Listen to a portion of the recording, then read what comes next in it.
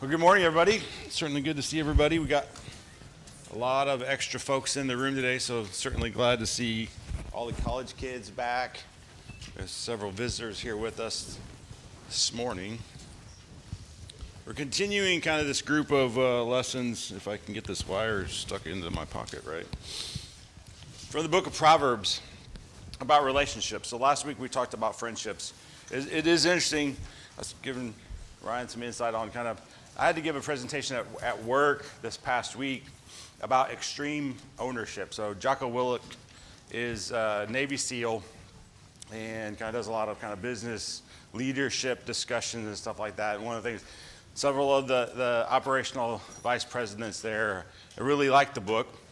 And so like, hey, let's use this as a topic. And essentially I took about a third or more of my lesson last week and stuck it straight into my presentation about extreme ownership and about truly kind of especially on the feedback and the kind of the honingness and the conversation that we all need to have. So it was kind of a kill two birds with one stone there. It worked pretty well. This morning, though, kind of a little bit extreme ownership too, is we're going to talk about husbands and wives. And I think we think about what does that relationship really require. It is a lot of work on both sides, right? The more work you put into it, the better it will be. So I was trying to figure out how to start the class off. Probably how many times did I go up and down the stairs yesterday trying to figure out what I was doing? Probably about a dozen. Normally, I get to Saturday and I've got a bunch of little pages from my little scratch pad notepad, and I've kind of essentially got it all ready to go. And it's all about just putting it together and kind of shaking it out and refining and putting it all into one paper. Yesterday morning, I started off with just a blank sheet of paper. I'm like, oh boy, how's this going to work? Something about marriage and things like that. It's like, I should know a lot about this. I've been married for 23 years. Did I do my math right? I should know about this. But I think the more I thought about it, the more it's difficult to kind of put into words truly what that relationship really is all about. But Jessica gave me a great example, right? It's funny. Jessica and I were talking. When we were first married, we lived in Huntsville, Alabama. I wrote down 2 kids on their own. On our own, because family was all back in Indiana. We were in an apartment 9+ hours away from family. Many times our biggest worry was, do we have enough time and money to go out to our favorite Mexican restaurant, Rosie's Cantina, before we went to work? We were both working second shift as we kind of got a little bit on, and I was down there for about a year before Jessica. She finished up school, and then she came down about a year after I had moved down there. But that was one of our biggest kind of concerns, right? I didn't have a lot of cares in the world. No children, no house to take care of. We had an apartment. We both had vehicles. Both had jobs. It's interesting, though. Jessica kind of said, hey, marriage is kind of like a roller coaster. You're waiting in line. There's a lot of anticipation. It's going to be a lot of fun. It's going to be a lot of fun. You wind through the line. The first hill, cheek, cheek, cheek, cheek, cheek. It's exciting. It's going to be a lot of adventure. There's anticipation. But just like any roller coaster, though, there's ups and there's downs. There's times where you think you know where you're going, and that car flings you the direction you didn't anticipate. There's excitement, there's enjoyment, but sometimes you kind of feel a little queasy, right? All of that. So yeah, it's a great example of marriage is a lot like a roller coaster. I think we talked about too is we've had great examples. We have great examples of what marriage truly is in our parents and people that we grew up around. We've lived in a lot of different places. I can look around this room today and see great examples of what truly great marriages are. And I think as we've been different places, that's just things that we can add to our repertoire of examples that we can see and emulate and focus on. So turn over, I'm going to start off a little bit different this morning. Turn over to Genesis chapter 2.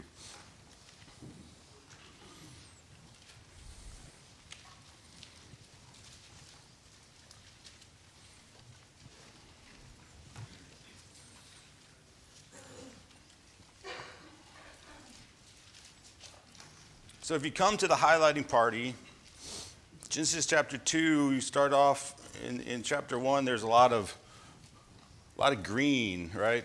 It was good, it was good, it was good, it was good in chapter 1.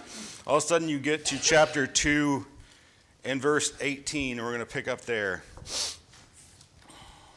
Then the Lord God said, "It is not good that man should be alone.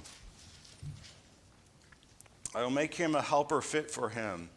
Now out of the ground the Lord God formed every beast of the field and every bird of the heavens, and brought them to man to see what he would call them. And whatever the man called every living creature, that was his name. And the man gave names to all livestock and the birds of the heavens, to every beast of the field. But for Adam there was not found a helper fit for him. So the Lord caused a deep sleep to fall upon the man, and when he slept, he took one of his ribs and closed its place with flesh. And the rib that the Lord had taken from the man, he made into woman, and brought her to the man. And the man said, this is bone of my bone and flesh of my flesh. She shall be called woman, because she was taken out of man. Therefore a man shall leave his father and his mother, and hold fast to his wife, and they shall become one flesh." So we think about the relationship and marriage. We see from the very beginning what God's design there is.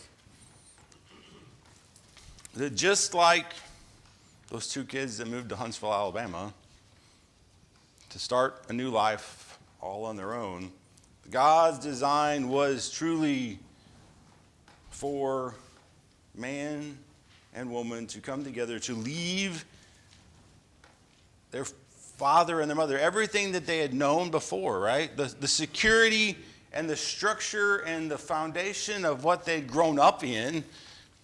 He said, put that aside and now go and start this new relationship with your wife.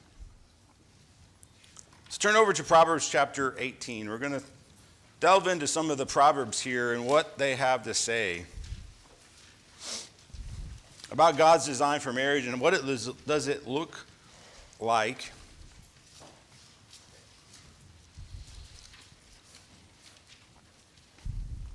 Proverbs 18 verse 22 says, "He who finds a wife finds a good thing and obtains favor from the Lord." Turn over one chapter, chapter 19 and verse 14. "House and wealth are inherited from fathers, but a prudent wife is from the Lord." So thinking through kind of these verses, as well as kind of what we think about the God's establishment, what is God's perspective on marriage as we see in these two verses?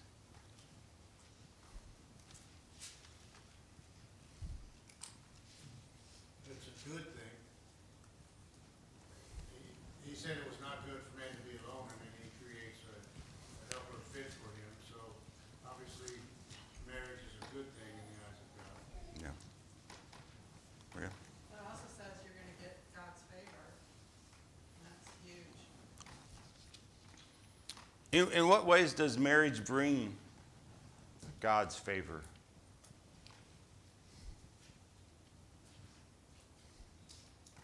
Jesse? I think it's the way that God made us. He made man and woman to be together, and when that happens, that's, God is seeing that as people are living the way that God made them to live.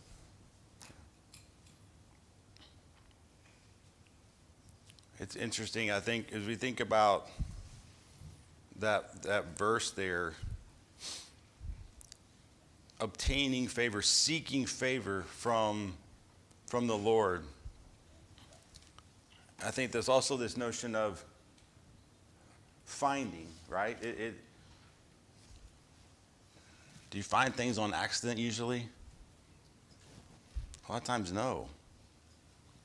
As we think about the marriage relationship, are we continuing also to seek to find our mate? It's not something that, like, all right, the ring is on the finger, we're done.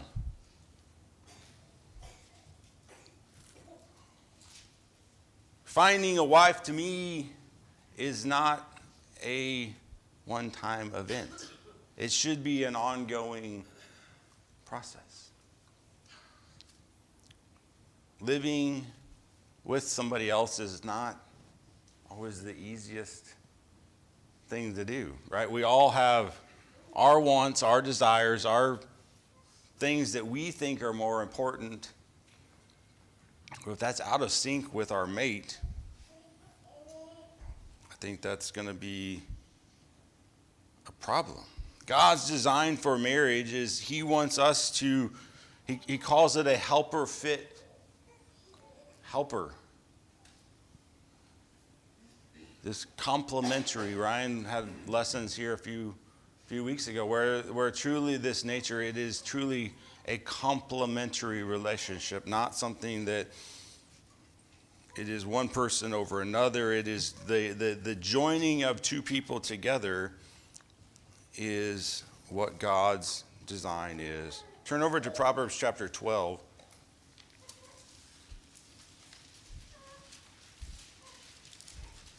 And verse 4 says, we're going to read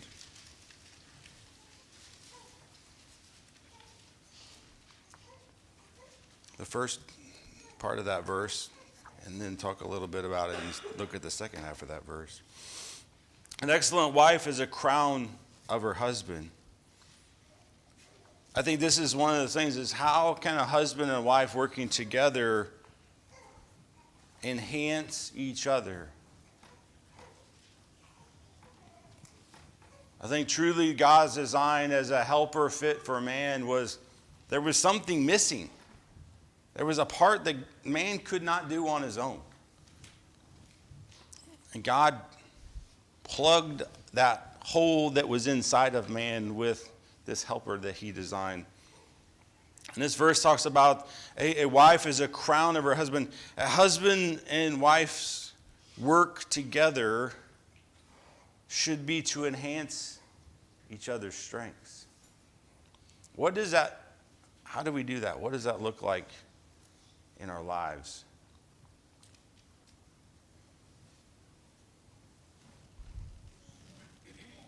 Sarah? I think your spouse is a really clear reflection of you, and when you have shifts in your character, like, you get a little selfish or a little angry or whatever, your spouse is going to be the first to feel it, and they'll feel the smallest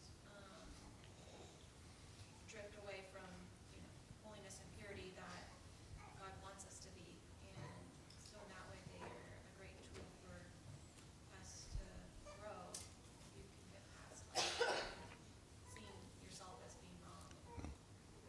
Other relationships, they don't tend to show those intricate shifts in your character as closely. I think we talked last week a lot about friendships and the feedback mechanism that sometimes a little painful, a little hard to do. I mean, how much more so does the marriage relationship require that, even that much more intimate and targeted feedback of, that doesn't work. Are you sure we should do that? How do we, and you get children, right? How do we raise children? I'm glad that I'm not trying to figure out how to do this on my own. How can a husband and wife truly work to enhance each other so that we are raising up each other's strengths and covering up each other's weaknesses? And that's what God's truly had in mind with a great marriage. Any other thoughts as we think about God's design for marriage?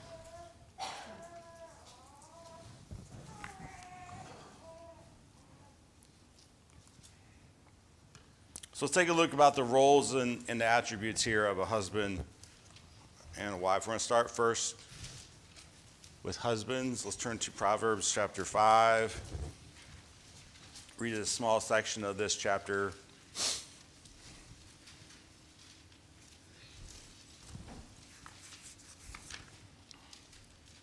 It says, drink water from your own cistern, flowing water from your own well.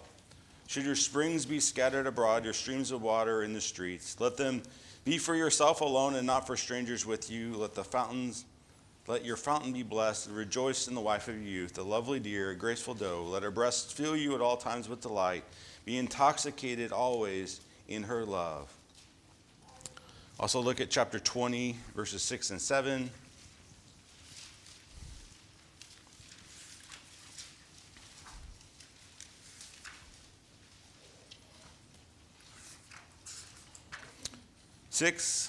Many a man proclaims his own steadfast love, but a faithful man who can find? The righteous who walks in integrity, blessed are his children after him. I think we see the role of husband in these verses as one who is leading with both love and sacrifice, one who is both providing and protecting. I think this also, as we think about this whole book, we think about, and we're going to get a little bit into this in the next section, is in our decision making, seeking after wisdom. It's not something that we should be doing on our own, but just like Proverbs chapter 3, we see trusting in the Lord that He can direct our paths. If we apply that to the role of being a husband, how might we be better if we truly fit into God's plan? Let's look at the role of wives here in Proverbs chapter 14, verse 1.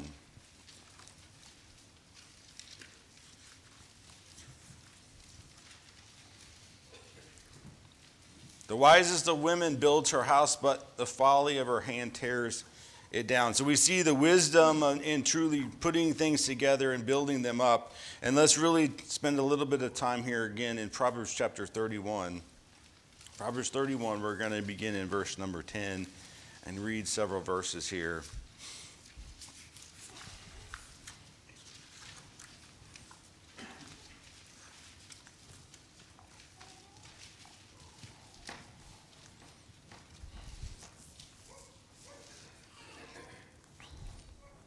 Verse number 10. An excellent wife who can find? Far more is precious than jewels. The heart of her husband trusts in her, and he will have no lack of gain. She does good and not harm. In the days of all the days of her life, she seeks wool and flax and works with willing hands. She is like the ships of the merchant. She brings food from afar. She rises while it is yet night and provides food in her household and portions for her maidens. She considers a field and buys it, and the fruit of her hands and plants the vineyard. She dresses herself with strength and makes her arms strong. She perceives that her merchandise is profitable. Her lamp does not go out at night. She puts her hands to the distaff, and her hands hold the spindle. She opens her hands to the poor and reaches out the hands to the needy. She is not afraid of snow for her household, for all of her household is clothed in scarlet. She makes bed coverings for herself. Her clothing is fine linen and purple. Her husband is known in the gates, and when he sits among the elders in the land, she makes linen garments and sells them, and she delivers sashes to the merchants. Strength and dignity are her clothing. She opens her mouth with wisdom, and the teaching of kindness is on her tongue. She looks well to the ways of her household, and does not eat the bread of idleness. Her children rise up and call her blessed. Her husband also, and he praises her. Many women have done exactly, but you surpass them all. Charm is deceitful and beauty is vain, but a woman who fears the Lord is to be praised. Give her the fruit of your hand, and let her works praise her in the gates. We see through these verses a supporting and nurturing attitude, not just for her husband, but also for her children. We see that there's a relationship of trust and respect. We see that there's a cultivation of a godly atmosphere inside the home. Interesting, look back in verse 11 there, we see the responses of her husband, though. The heart of her husband trusts in her, and he will have no lack of gain. Also there in verses 28 through the end of the chapter, her husband also praises her. So looking at these two groups of qualities in a husband who is leading with love and sacrifice, providing and protecting and seeking wisdom in making the right decisions, a wife who is supporting and nurturing and taking care of the home, trusting and respecting her husband, and cultivating a godly atmosphere. In what ways do those roles work together to form a strong relationship? And how do we emulate that in our own lives? Those are easy questions to ask and hard questions to answer. Maria? Well, she's being, I mean, you can see all throughout that, these verses, that she's being a good steward of these resources, whether it's time, money, just her abilities. She's using them towards godly things. She's not using them selfishly. She's not just worried about herself and, spending time out with her friends at the spa or, gossiping, but she's taking, what God has blessed her husband with, and she's using it for good purpose. And so just by her good stewardness, that allows her husband, so he can be out there working and providing for his family and himself, and he doesn't have to be worried about, oh, is my wife, going to just blow all this money I'm making on a bunch of herself or garbage, or she's out there, running around, with other men, or she's not taking care of the house and the children. I mean, the list could just go on and on. I mean, because if you don't, having a full-time job, it's not an easy thing, even as a single person, let alone being married and having a wife and children to be concerned about. So that you don't, the last thing you should have to worry about is what's going on at home, because that was kind of foolish thing. Yeah.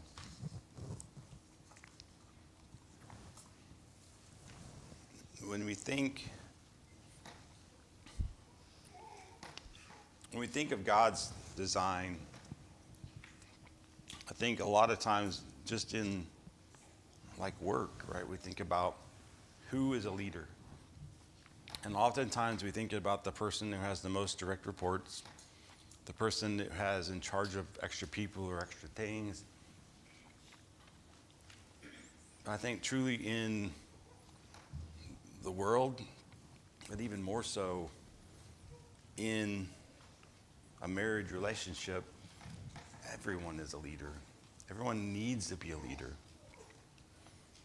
And we see through, though, this explanation of roles, leadership has lots of different attributes.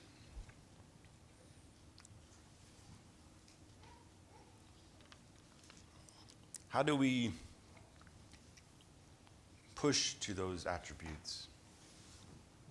I was going to say, we all have our roles, and I mean, in each marriage, there's going to be strengths and weaknesses of each person. So, lots of communication. We learned a long time ago that laundry is not my forte. Therefore, if you didn't want to be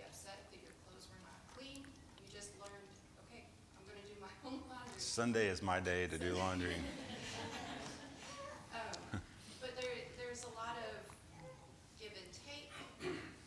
Yes, you do your thing, I do my thing, but in order for everything to work, we have to be in constant communication as to what's going on. It changes day to day. We're always looking to, how can I help you? What do you need me to do to help you do your whatever? And you're always, what do you need me to do this week? What's going on this week? Where can I support? Where can I help? We have our roles, but unless we're communicating constantly, the roles don't work. I don't know if I'm making myself clear or not, but it's like, it's a partnership all the way across. And I do things differently than what you would. Sometimes it works. Sometimes you come in and you say, hey, we need to change this. And it goes the other way too. So, in order for us to be the best that we can be at husbands and wives for God, there has to be a constant communication. Yeah. I'm going to read a little section of, actually, this is my presentation from this week about leadership. I think it really fits in here a lot. And talks about like leading teams and leading small teams and everybody leading themselves as well. Many people don't see themselves as a leader, particularly if they don't have a position of authority with a team that reports to them. But if you interact with other human beings in any capacity, then you are a leader. Even if you're only in charge of just yourself and your small piece of the mission, you have to lead yourself. You also have to lead others, even if you aren't in charge of them. Everyone depends on others in some capacity or another to accomplish the mission. You must use leadership principles in order to get people aligned, work together to support one another, make sure everyone is involved, understands the goal, prioritizes time, resources, and effort to ensure that everyone is involved in the effort, understands not just what to do, but why they are doing it. Everyone is a leader. When you have a team of people who see themselves as leaders, ready to step up and build relationships, leverage resources, take ownership of problems, implement solutions, put the greater team and the overall mission above themselves, then you have a team that's absolutely unstoppable. What does that look like in a marriage? First of all, you're a team, right? A team that has a very defined mission. Very defined mission. Whether you are a husband and wife with no children, your mission is to get to heaven yourselves. You have children, that mission gets expanded a little bit. Get them to heaven. It's interesting, as Jessica was talking about, we all take on different facets of what does that mean. You hear the terminology, stay in your own lane, and people want to have these very defined ways of working.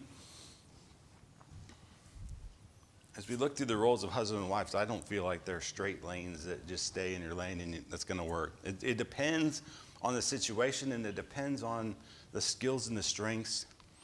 And just like this leadership, everyone is a leader because you need to take charge of the piece of the part of that mission that's in front of you.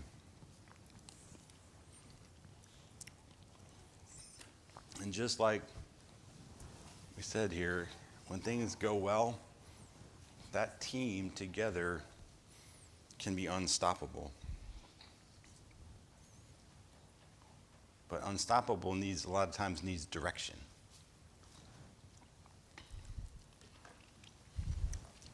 Proverbs chapter 3, verses 5 and 6. I come back to this a lot. It's so powerful, though.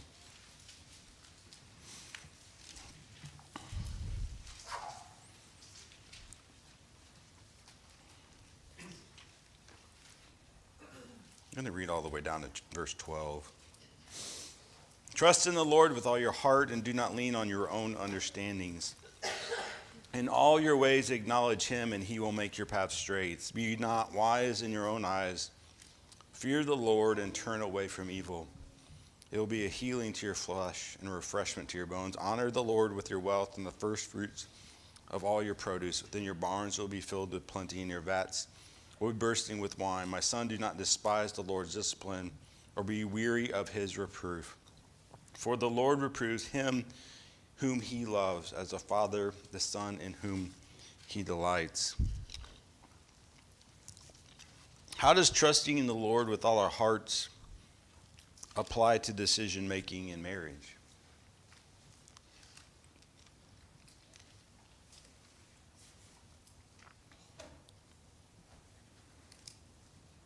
Well, you're either gonna do it God's way or the world's way. I mean, and it's not just, and when you're married, it's obviously not just yourself that you have to take into consideration, but you have your husband or your wife, and you're supposed to be, according to God's word, supposed to be operating as one flesh. So that's huge. It's not, oh, you've got your stuff and I've got my stuff, and this is 50-50. No, you're supposed to be moving as one unit. I think everybody, I probably can't make that big of a generalization, but it seems like everybody thinks their way is the right way or the good way. And it's, it's true with money. Everybody's like, hey, look, I'm not in jail, so my way works. But there's some ways that work better than others. And you can see that in the fruit. And that's the hard part, is to say, I grew up in this kind of a house, watching my parents in this kind of a marriage, and that's what I know. And it's like, that's a part of my personality. But to be able to read the word and say, this is what God has laid out, and to totally break from myself and what I know and what I like and what I want, and to do it his way, that's the hard part that we're talking about. Yeah. I think it also, the world has a very different view of that as well, too. I think it says, trust yourself. You know what's right. Here Solomon's saying is, don't even think about trusting in yourself. You got to trust in God.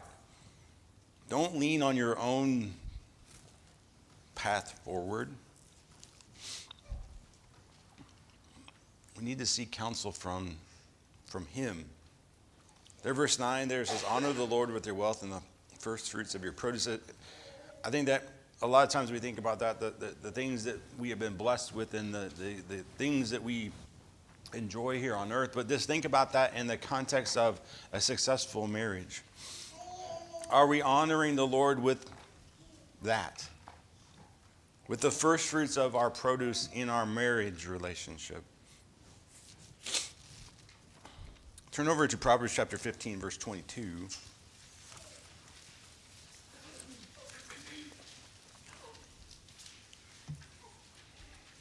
Without counsel, plans fail, but with many advisors, they succeed. So why, in the context of marriage, think about seeking counsel, seeking advisors? Why is that important as we think about marriage? And how does that look like? How do we seek counsel? I think one of the smartest things Lisa G probably taught me as a young wife and mom was don't seek counsel with your peers. And she's like, go up the ladder. Look at people that have raised godly children and seek their wisdom and their counsel, because your peers are in the same struggle at the same stage you are. And it'll be more profitable if you look beyond your group, which can be very uncomfortable. Absolutely. Look at Titus chapter 2, right? The older men teach the younger men. The older women teach the younger women. And the younger men need to listen to the older men. Like, that's the hard part. Like, I know what I'm doing. I'm smart. I've figured this out. I'm on my own. I've got money. And that money runs out pretty fast. You get a little signing bonus when you start work, and then you buy a ring, and then you buy a car that you probably shouldn't have bought. And you move to Iowa and you buy a house that you really shouldn't have bought.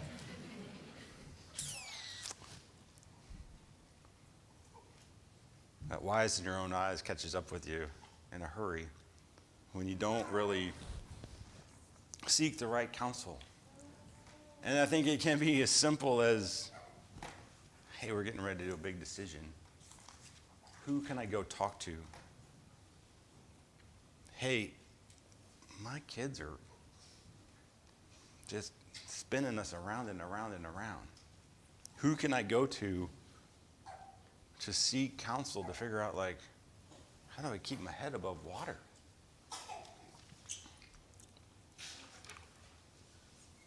As we think about seeking God's wisdom and the counsel from others, I think that's what truly starts to build and strengthen a strong marriage. And we have 7 minutes left.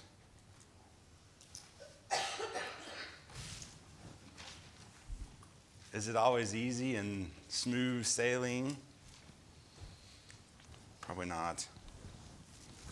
Probably not at all. Let's read Proverbs 15, verse 1.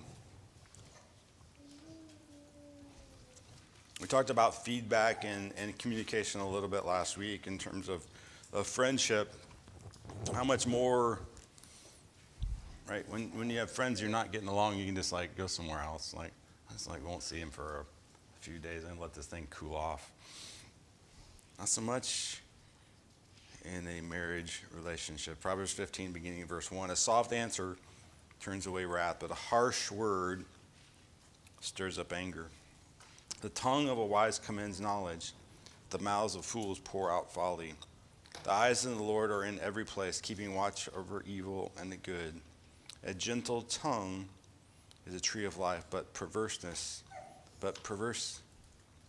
in it breaks the spirit. In communication and conflict resolution, you've got to slow down.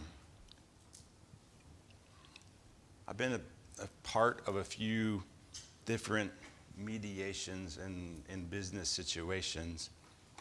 And I think the one thing that's interesting, you're in the mediation because you couldn't come to any level of agreement when you both are in the room. And so what do? They put you in 2 separate rooms, and the lawyer is the one that kind of goes back and forth. And you can get all cranked up and ready and like, ugh, but they did this. And the lawyer's like, but what did you do? Like, well, what? A soft answer. We need that mediator sometimes. I think we've got to figure that out. How do we not get all cranked up and stir ourselves up? A soft answer is what turns down that fire. A harsh word turns it up. A gentle tongue is a tree of life, but perverseness in it breaks the spirit. Let's flip over a few chapters. Let's do 18:21 first, and then 17:14 after that. 18:21. Death and life are the power of the tongue, and those who love it will eat their fruits. Again, we've got to make sure. That's not what I thought it was exactly. Sorry about that. But truly, it's we own the keys to that. 17 and verse 14. Yeah, the beginning of strife is like letting out water. So quit before the quarrel breaks out. You think about a dam A little bit of a crack in the dam, and it starts to trickle out. What happens? The force of that water behind it just rips the whole thing apart. So how do these verses and these words guide our communication with our spouses?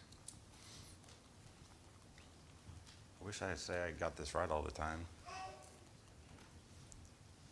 Certainly this is something that is not easy. It's easy to say here and stand in front of y'all, but it's not truly easy to do.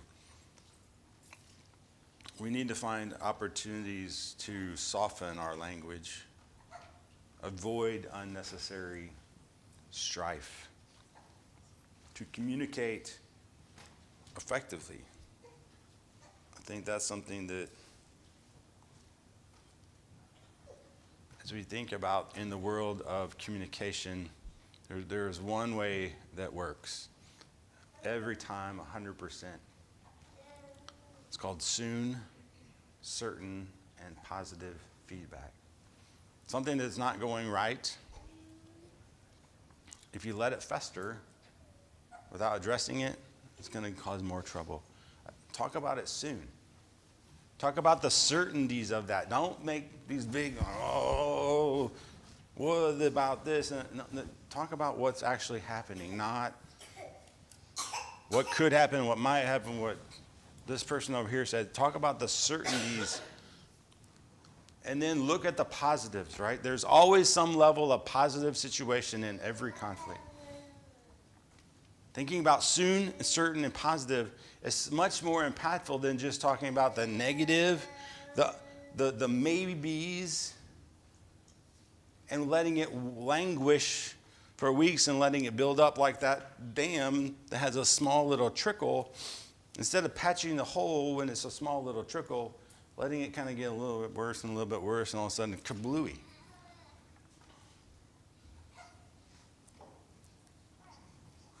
So we think about God's plan for marriage and God's plan for us. I think looking at ultimately is His design. His desire is for us to have a helpmate. Somebody who is complementary. Somebody who is working together on that common mission.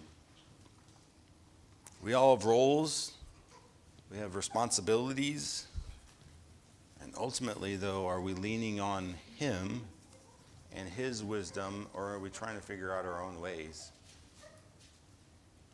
Are we using the people that He has surrounded us with? We talked about at the very beginning, Jessica and I have had a lot of really, really great examples. And as we get a little bit older, how do we then become those examples to others? I don't see myself as an older person yet, but then I get a little, was it a meme or something from Gretchen? She's like, 2050 is closer than 1990. I'm like, what? And she's like, by 2050, I'll be your age. I'm like, what? Trying to figure out our role in how do we live godly marriages to and help the kingdom of God, to help those who are just starting out in their marriages, to seek the wisdom that God can provide in all of our decision making, and we can all work on our communications. Thanks so much for your time today.